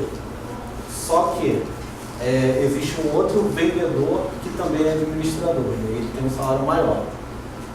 Quando nós dois sairmos da empresa, nós vamos pedir equiparação a salarial. equiparação ao vendedor de rua que também é administrador. Porque não tinha descrição. Entendeu? Quando eu coloco na descrição, Então, esse é o detalhamento. Detalhamento detalhamento das atividades. dessas atividades que poderá me trazer Benefícios na hora de defender alguma coisa Justamente. dessa. justamente. Quer dizer, claro, eles dizem assim, olha, você não está obrigado, Não, você não está obrigado, mas veja, é aquilo que a gente orienta, você tem que se calçar e evitar problemas futuros, então é sempre bom que se coloque. Tá? Agora, horário de trabalhadores, né? Então, os horários dos trabalhadores, né? Se eu tenho turno de revezamento, se eu tenho turno fixo, qual é a minha jornada, eu também vou ter que lançar. Estabelecimentos e obras de construção civil, né? Se eu tenho filiais, obras de construção civil, eu tenho que... Processos administrativos e judiciais. Gente, nesse processo administrativo e judicial, é aquilo que a empresa tem em relação a algum órgão. Por exemplo, a empresa entrou com uma ação para não recolher fundos, para não pagar previdência social sobre o aviso prévio indenizado, que a partir de 2009 passou a ser obrigatório. Então ela tem uma liminar que diz que ela não paga previdência social sobre o aviso prévio indenizado. Então você é obrigado a dar esta informação, porque quem vai fechar a guia de recolhimento da previdência é a Receita Federal. Então ela precisa dar essa informação para saber se calcula ou não a previdência sobre o aviso. Isso é só um exemplo que a gente está dando. Então são situações da empresa que ela não recolhe. Não pago os 10% do fundo de garantia. Entrei lá com uma ação, não pago, então eu quero eliminar, eu informo. Eu não pago previdência sobre tal coisa, então eu vou lá e informo. Tá? Então eu tenho a obrigação de informar. Outra coisa, operadores portuários, cadastro pelo órgão gestor de mão de obra. Ele vai ter que fazer essa informação. Né? Aí eu disse para você qual é o impacto, né? Aqui, olha, cuidado na descrição do cargo, principalmente das funções. Porque isso vai trazer a questão que nós estávamos falando aqui, da questão da isonomia salarial. Então eu tenho que ficar bem atento a isso. Porque eles vão pegar no pé mesmo. empresa que usa então o tal do Planner Júnior, Planner Sênior, teria que ter esse cargo de salário Mínimo, né? registrado. Devidamente homologado. Eu já vi prós e contras quanto a isso, fazer ou não fazer. Na verdade, você tem um auxiliar, você dá o cargo para ele de assistente e você coloca ele como analista. É. Só que o CBO nos diz lá, para você ser analista, você tem que ter nível superior. Aí você coloca o CBO de superior com uma pessoa que tem um nível, né, técnico. Aí o que acontece? Na hora de mandar o CAGED, confronta a informação, você não consegue passar. Não é assim que acontece? Então eu tenho que ficar bem atento a isso. Então, segunda lição de casa. A primeira lição qual é? Verificar a questão do fechamento antecipado da folha. Segunda lição, fazer o cadastramento e qualificação cadastral dos seus funcionários. Terceira lição, verificar CBO e funções dos funcionários dos seus clientes, para evitar problemas futuros. Então, o ideal é que verifique isso. Cargos e funções. Fazendo uma análise seria interessante. E ficar bem atento. Tá? Muito bem. Modelo operacional. Muita gente acha que estar no e-social, eu vou entrar no site da Receita, vou abrir uma tela e lá vou eu. Não. Tudo que você vai fazer é dentro do teu servidor de folha. É tudo dentro do teu servidor. E depois transmitir através da web service, pela internet, em arquivo XML, enfim, para a Receita Federal. Então, nessa descrição simplificada do modelo operacional, o que nós temos? O empregador gera um arquivo eletrônico contendo as informações previstas nos layouts, assina digitalmente e transforma num documento eletrônico. Esse arquivo eletrônico é transmitido pela internet para o ambiente nacional do e-social, que após verificar a integridade formal das informações, ele vai emitir um protocolo de recebimento e enviar a você. Então, melhorando um pouquinho, o e-social, gente, não funciona por meio de um programa offline gerador de declaração, ou validador e assinador. Porque muita gente acha que eu tenho que abaixar o validador para poder transmitir. Não é assim. Ou seja, ele não possui um aplicativo para download no ambiente do empregador, do contribuinte, que importe o arquivo e faça a validação antes de transmitir. Não tem como validar antes de transmitir. Você transmite e reza. Não tem como validar. Você transmite e reza. E espera que corra tudo bem. Né? Então, o arquivo eu vou poder gerar de duas maneiras. Ou pelo sistema de propriedade do empregador ou contratado de terceiros, assinado digitalmente e transmitido ao e-social por meio do web service, recebendo um recibo de entrega, ou diretamente no portal do e-social, que é o que acontece com o empregador doméstico hoje. E é o que eles pretendem fazer para micro e pequenas empresas optantes pelo Simples e para o MEI, para o segurado especial e para o pequeno produtor rural. Vamos ver se realmente isso vinga. No momento da transmissão, o ambiente do e-social retornará o protocolo de envio. E após a realização das validações, o e-social retornará o recibo de entrega ou a mensagem de erro, que aí é o pior. Quanto tempo depois? Sempre revisar? Ah, não, isso aí eu acho que é automático. É VaptVupt online, É verdade, já volta a resposta? Sim, é que nem a tua declaração de imposto de renda. Vocês estão acreditando nisso? Oi? Vocês estão Mas acreditando? Eu já vai fiz ser. isso. Vai ser. Um arquivo com 3 mil registros, 3 mil... A declaração do imposto de renda é muito A Receita Federal, ela está se programando isso, se não me engano, desde 2005, com maquinários e software.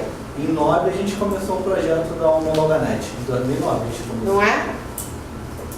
Só que aí ficou, mas todos os testes estão prontos. Vamos torcer para que isso aconteça. Exato. É do mesmo jeito, né? E outra, a Receita Federal que está por trás disso, né? Você não vê a tua declaração? Quantos e quantos? É online, é pum, pá. Você não mandou, já tem a informação, né? Então é isso mesmo. Então, e outra, o número de recibo de entrega vai ser a referência que você vai utilizar em caso de eventuais retificações ou exclusões. Então esse número de recibo de entrega você vai ter que guardar. Porque se você tiver que identificar alguma coisa ou excluir alguma coisa, eles vão pedir o número do arquivo que você enviou. Então, nós temos que ficar atentos a isso. Dentro desse modelo operacional, você, empresa que vai fazer essas transmissões, o arquivo enviado tem que obedecer os layouts pré-estabelecidos no sistema. E eu tenho que ter uma ordem. Fala. A gente já faz um envio de indicador doméstico pela rede social. Só que não teria que voltar o número de protocolo para mim? Mas ele ainda é ambiente de teste. Ele está em teste ainda. Então, ele continua o teste. A hora que passar a ser oficial, com certeza você terá. Porque você tem ideia de quando vai ser esse do doméstico? Não, vai liberar tudo junto. Tudo junto. E por enquanto é teste. Tanto que o de doméstico também funciona no portal. É. Mas já tá Tanto é, né? Sim, mas o que ele está valendo hoje? Hoje ele faz uma coisa bem básica, né? Você cadastra, ele emite a guia, ele faz o recibo de pagamento, só isso, nada mais além disso. A partir do momento que ele passar a ser oficial, ele vai emitir vários recibos, vai controlar afastamentos. Mas ele já verifica se você está lançando na declaração do imposto de renda. Sim, porque aí ele vai confrontar. Tanto é que na sua declaração você já informa, né, os dados que você tem do doméstico e tal. Ele já faz um confronto. Mas o número de recibo ele não dá ainda por conta de ser teste. Responde? Muito bem. Nada. Já que eu tenho que ter uma sequência, qual é a minha sequência? Primeiramente, evento inicial, que provavelmente vai ser a partir de setembro, se tudo correr bem. Então eu tenho lá informações do empregador. A empresa que tiver inativa também deverá ser informada, pelo menos até onde a gente sabe, né? Ela deverá ser informada, porque ela não vai encerrada, ela só está paralisada. Obrigatoriamente eu tenho que informar. E se não me engano, a informação que nós obtivemos, e me corrija se eu estiver errada, que todo ano eu tenho que confirmar estar ela inativa. É porque ela não tem movimento Justamente. mas ela existe. Ela existe. Às vezes ela tem que recolher algum tipo de imposto. Justamente, então obrigatoriamente todo ano eu tenho que refazer essa informação, tá? Aí eu tenho tabelas, são as tabelas que eu vou implantar. Depois disso eu tenho o cadastramento inicial dos vínculos, tá? Isso aqui faz parte do nosso cadastramento inicial. Por isso que você tem que ter dados da empresa, se tiver alguma outra coisa você tem que saber, você tem que verificar as tabelas e o cadastro inicial dos vínculos, para poder fazer o cadastro inicial. Vem do cadastro inicial, nós vamos para onde? Para eventos. Esses são os eventos que obrigatoriamente você vai ter que fazer. São envios de arquivos referente ao evento trabalhista, que tem que atender o prazo que é determinado pelo ato específico. Então veja, admissão do trabalhador no registro preliminar, é o código 2190, salvo engano, tabela de evento S2190, onde obrigatoriamente eu vou informar aquele funcionário no seu primeiro emprego. Ah, mas eu já acertei a vida do funcionário, aí eu vou lá e faço o quê? A admissão do trabalhador. Outro evento, alteração de dados cadastrais do trabalhador. Mudança de endereço, mudança de nome, estado civil, enfim. Tudo que eu não fazia, sou obrigada a fazer. Aí eu tenho alteração do contrato de trabalho, aumento de salário, mudança de função, lá.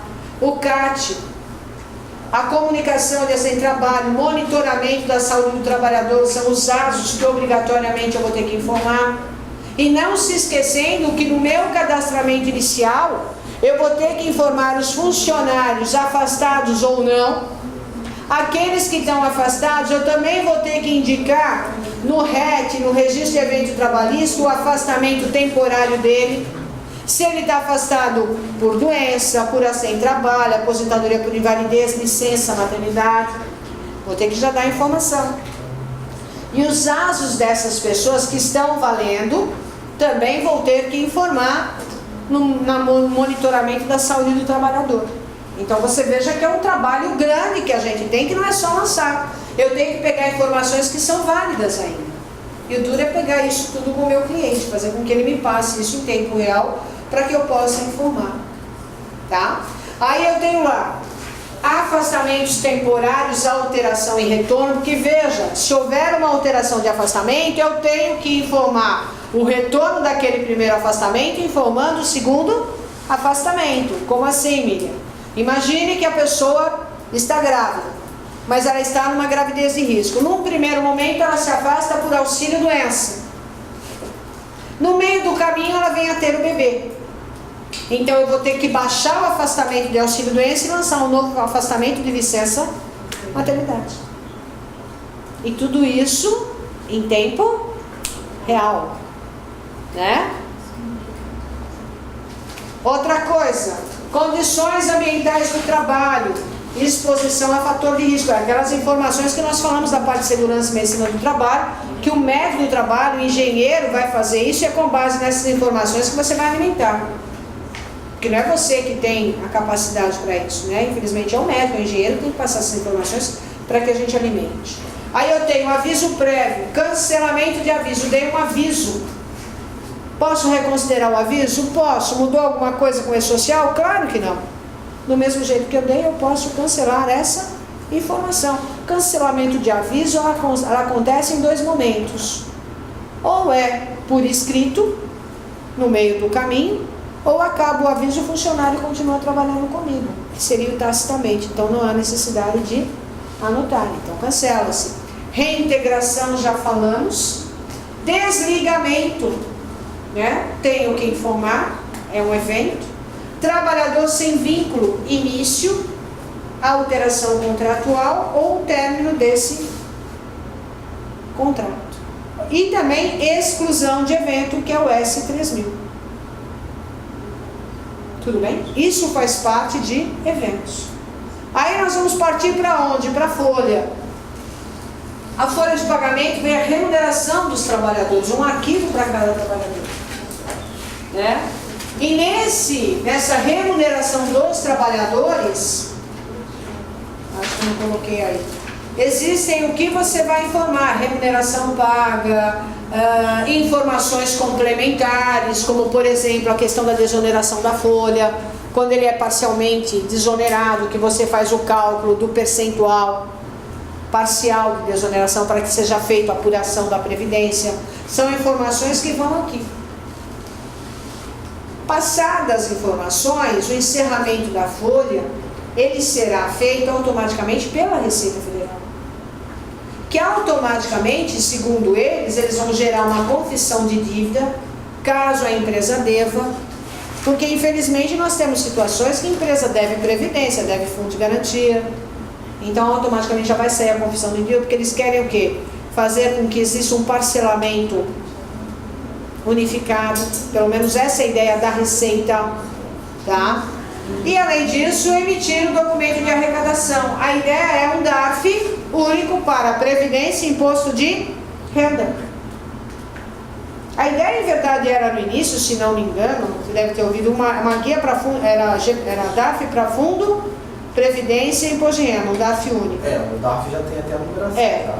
Já vem numerado, tudo para você poder fazer o recolhimento, entendeu? A ideia era essa, só que a Caixa Econômica não queria que a data fosse dia 7, né? Então, aí, por isso que, pelo menos a história que a gente ouviu do pessoal da Receita foi essa, que realmente, então, a Caixa emite a guia de recolhimento do fundo e a Receita, o DARF com Previdência e Imposto de Renda. Porque aí entra a competência em Caixa. Justamente. Então, assim, Previdência, ela entende que o fechamento é de 1 a 30 ou 31. O caixa da empresa, quer dizer, se fosse regime de caixa, se eu não tenho dinheiro para pagar, eu não preciso pagar o trabalhador. E aí a Previdência determinou isso e com o dado de recolhimento junto com a caixa no dia 7. Essa loucura. Então, o que acontece? Essa sequência, ela tem que ser seguida. E uma novidade que veio, a informação da contribuição sindical patronal, que até então não tinha antes da versão 2.0. Eles colocaram, então esse evento registra o valor da contribuição sindical da empresa e a identificação dos sindicatos para a qual o empregador está obrigado a fazer o quê? Essa contribuição, seja ela compulsória ou facultativa. Isso não existia, né, antes, e eles vieram. Alguns arquivos foram tirados do E-Social, como por exemplo, estabilidade, prestação de serviço, que até então era o pessoal do DP que fazia. Então esses arquivos com relação às notas fiscais, serviços prestados, serviços tomados, pelo menos a informação que nós temos, ele está criando um paralelo, a Receita Federal está criando um paralelo, uma escrituração fiscal digital específica, para enviar essas informações. A ideia é o quê? Essas informações vão partir do sistema fiscal, do financeiro fiscal das empresas. Então ele está saindo da mão do RH indo para o departamento financeiro. De acordo com a Receita, não sei se isso realmente é, ele diz o seguinte: esse evento, como cessão de mão de obra empreitada, eles virarão uma nova obrigação dentro do SPED, né? E o nome provisório, pelo menos que se cogitou, seria Escrituração de Retenção de Informações Fiscais, é o ERIF, não sei se...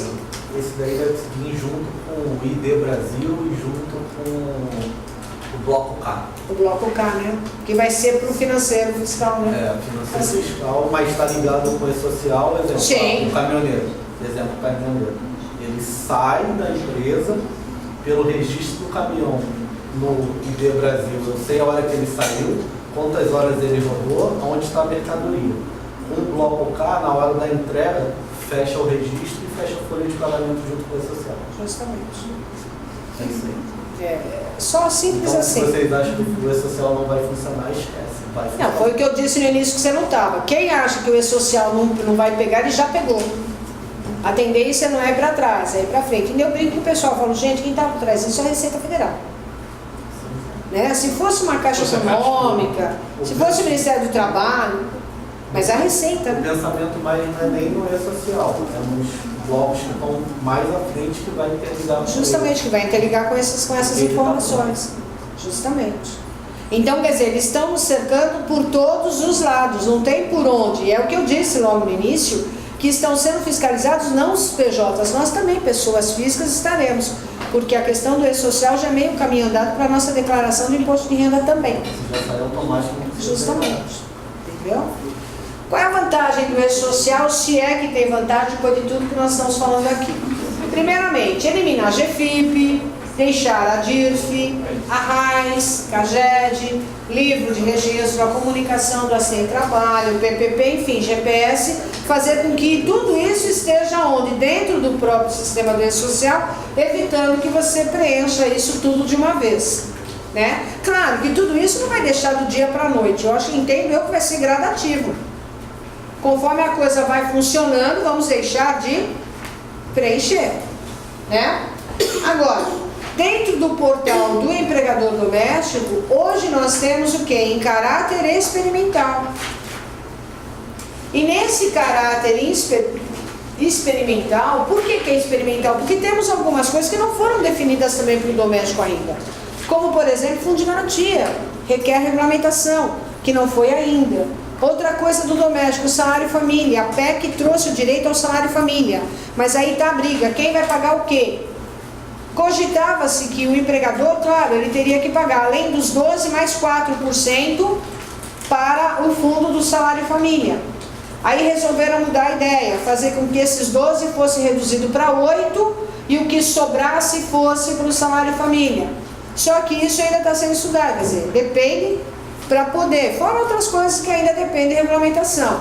Aí nós temos na versão que está disponibilizada, destinada ao empregador doméstico, ele faz o quê? Emissão do código para controle de acesso. Como é que eu vou ter esse código de controle de acesso e segurança? Basta eu informar os 2 últimos números de declaração de imposto de renda, do recibo de declaração que eu entreguei, ou o meu número de título de eleitor, que eu acho que não mudou ainda. Então eu faço essa informação e a partir daí ele já me dá o código de acesso. Nesse código de acesso eu posso o quê? Cadastrar o empregado, fazer o cadastro dele, possibilita gerar contra-cheque, possibilita cálculo da previdência, controle de hora extra e emissão da guia. Hoje ele só faz isso. A partir do momento que ele passar a ser oficial, ele vai calcular fundo de garantia, imposto de renda, previdência, que ele já faz, mas ele já vai fazer de uma forma mais, né? Ele vai, o banco de horas, porque hoje ele só calcula fundo de quem recolhe, porque não é obrigatório ainda, né? Então a partir do momento ele já vai ser obrigatório. Então ele controla a banca de horas, ele vai fazer registro de afastamentos, vai controlar férias, licença maternidade, ele vai emitir termos e documentos trabalhistas, termo de rescisão, aviso de férias, aviso prévio. A ideia é essa. E emitir as guias. Essa é a ideia. Vamos ver como vai funcionar. Dentro da forma de prestação de serviço, prestação de informação, a funcionalidade do sistema. Evento inicial, informação do empregador, implantação das tabelas e cadastro inicial, contratos vigentes. Eu não posso esquecer que esses eventos eu tenho que enviar nesta ordem que está aqui, seguindo essa ordem. E tenho que lançar a todos os trabalhadores com vínculo empregatício, mesmo que estejam afastados por qualquer motivo. Devem ser informados no cadastro inicial de vínculos. Vou informar trabalhador sem vínculo contratado com natureza permanente, que são os diretores não empregados, dirigente sindical, o avulso, o cooperado, que serão devidamente informados também, né? Eventos não periódicos, eventos que ocorrem eventualmente. Então eu tenho a lista aqui, o Código 2190, que são admissão do trabalhador, que é o registro preliminar. Tenho a tabela 2200, né, que são a admissão do trabalhador. Eu tenho 2205, né, que é a alteração de dados cadastrais do trabalhador, né. Eu tenho o 2206, alteração contratual, o 2210, que é a comunicação de acidente, o 2220, que é o monitoramento da ação do trabalhador, 2230, que é afastamento temporário. Cada uma dessas tabelas são eventos, são tabelas, e são várias, né? Que eu acho que seria interessante vocês verificá-las, porque são informações, e pegar quais são as principais informações que efetivamente você vai dar, né? Condição ambiental de trabalho, aviso prévio, reintegração, tudo isso faz parte de eventos não periódicos. Agora, retificação, alteração e exclusão não é social. Bom, o que é retificar? É corrigir algo que eu já mandei e que já estava errado desde o princípio, né? Alteração, eu mudo uma informação que estava correta e que no meio do caminho houve mudanças. E exclusão é deixar sem efeito jurídico o evento que eu enviei indevidamente, por assim se dizer. Então, retificação, eu vou fazê-lo de forma pontual, tá? No layout do próprio evento que necessita ser retificado. Nesse caso da retificação, é necessário o quê? A informação do número do recibo do arquivo a ser retificado. Claro, se eu vou fazer uma retificação, ele vai trazer prováveis efeitos na minha folha de competência anterior, né? De repente eu informei uma data errada, de repente eu informei um salário errado. Então isso pode acarretar o quê? Efeitos na minha folha do mês anterior.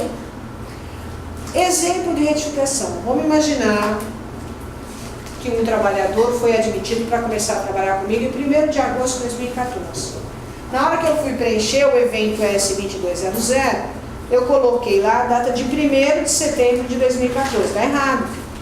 Para retificar, vou enviar ao E-Social o evento S2200, admissão do trabalhador, com o indicativo de retificação 2, vou informar o número do arquivo a ser retificado e a data de admissão correta, 1/8/2014, tá? Alteração, vou fazer apenas em eventos específicos. O que eu posso alterar? Dados cadastrais, dados contratuais, trabalhador sem vínculo, alteração contratual e alteração do motivo de afastamento. São essas coisas que eu posso, de repente, alterar, né? Exemplo, alteração de dado cadastral do trabalhador. O trabalhador casou e assumiu o sobrenome do marido. Para alterar, eu teria que entrar no evento 2205, a alteração de dados cadastrais do trabalhador, com a indicação original 1, arquivo original, informar todas as informações cadastrais do evento, e o módulo web vai exigir edição apenas do campo que está sendo alterado, e vou desde que é atualizado no CPF. Não adianta eu mudar o nome dela se ela não foi na base da Receita Federal e mudou. Porque não vai adiantar nada, ele não vai ser aceito do mesmo jeito. Alteração contratual. O funcionário era almoxarife e foi promovido para encarregado de compras. Vou lá na tabela de evento 2206, alteração do contrato, com o indicativo original 1, arquivo original, e informar todas as informações do evento. O módulo web vai exigir apenas o campo que está sendo alterado. Exclusão. Vou fazê-lo apenas em eventos específicos. E na exclusão, como na retificação, é necessário o quê? A informação do número de recibo do arquivo a ser alterado. Veja, eu não posso excluir evento relativo a esse intervalo de tabela, do S1000 ao S1080. S1000 é cadastro da empresa. E daí até 1080 são as tabelas que eu implantei. Tá? Então eu tenho que ficar atento a isso. Agora, vou excluir aquilo que eu falei. Admitir um funcionário no dia 1º de agosto de 2014, eu fui lá e cadastrei na tabela 2200 e enviei a admissão do trabalhador com data de admissão 20/8. Já estava tudo ok, documentação ok, exame médico feito. Fui lá e mandei. Tem algum problema? Não, mandei. Só que, quando chegou no dia 20/8, essa admissão não se concretizou. O funcionário ligou e disse, não vou mais. Para excluir, o que eu faço? Vou enviar a tabela S3000, exclusão de eventos. Vou informar o número do recibo de arquivo a ser excluído, né? E faço a exclusão. Lembrando que a matrícula relativa a esse vínculo ela será o quê? Inutilizada. Eu não posso utilizar essa matrícula para outro trabalhador. Eu tenho que, ela é excluída. Tudo bem? Qual é o efeito do E-Social para o leão? Olha que bonitinho, né? Falando nisso, dia 30, encerra-se o prazo, né? Então tá. O que acontece? Para o E-Social, ele vai ser uma declaração, eu tenho uma declaração pré-impressa praticamente do meu imposto de renda.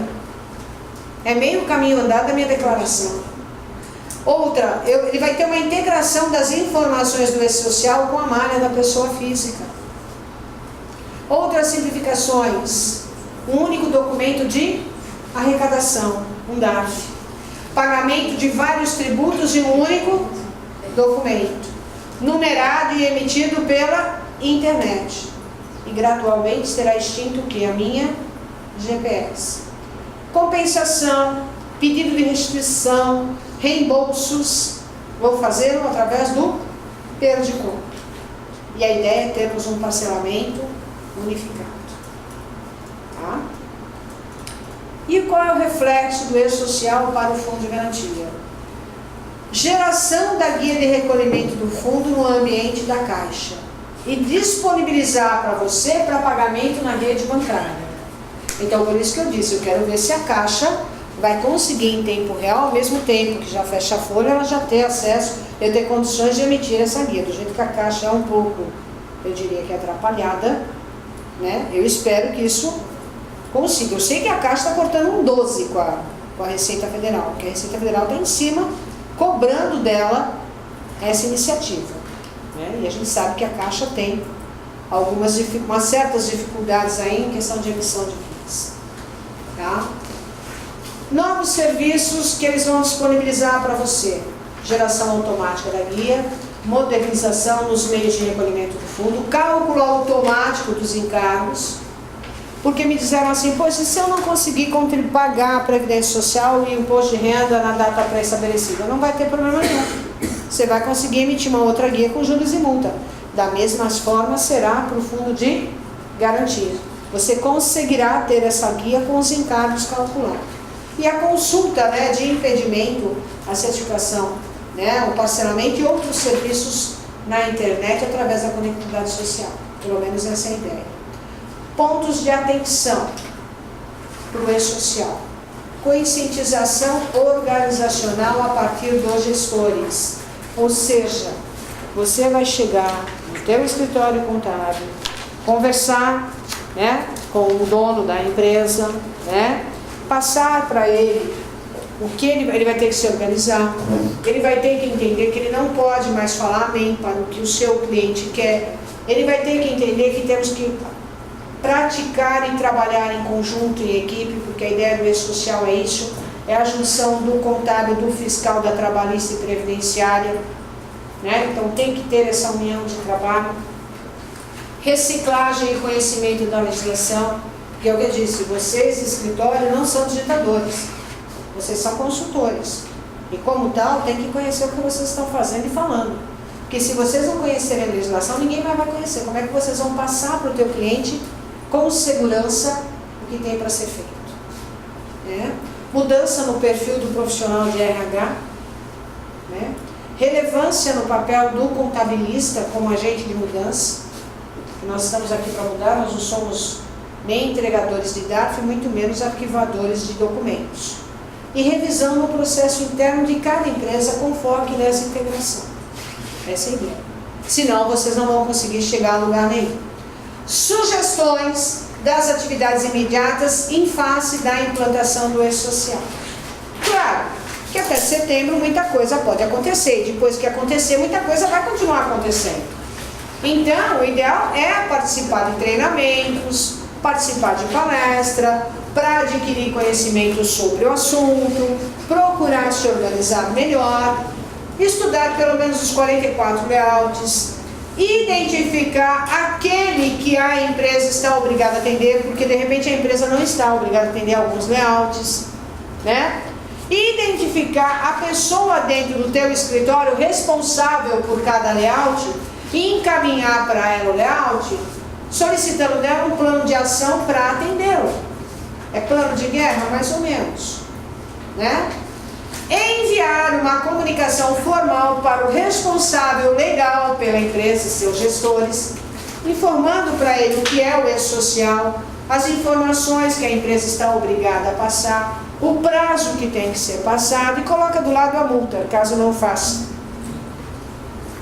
Porque ela tem que entender isso, porque a empresa acha que você é obrigado a tudo. Não, ela tem que participar dessa informação também. Fazer uma apresentação na tua empresa, no teu escritório, para os responsáveis sobre o que a gente conversou aqui. Claro que ele não vai levar muito a sério, mas tem que fazer. Lembra que eu falei da qualificação cadastral, que eu dependo do funcionário também? Fazer uma comunicação formal aos trabalhadores sobre o que é o E-Social, sobre a necessidade da empresa realizar o recadastramento de dados dos trabalhadores, orientando essas criaturas sobre a responsabilidade que eles terão em nos passar essas informações, porque essas informações você, empresa, vai ter que repassar para a Receita Federal. E se esses dados estiverem inconsistentes, eu não consigo enviar o cadastro daquela pessoa e particularmente não vou conseguir fazer o que? A folha. Não fazendo a folha, não tem salário. Não tendo salário, não paga a conta.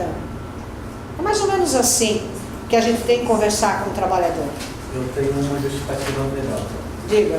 Entregou errado, fica com pendência na receita, não sai a certidão negativa de débito. Pois é, Isso também. pro patrão, né? Nossa, essa é a melhor. Essa é pro patrão. É, pro Mas o patrão. trabalhador, você fala que vai informar os outros colegas trabalhadores que não saiu a folha por culpa dele. É. A pessoa bate nele. Ai, que horror. Olha a situação. É mais ou menos um terrorismo.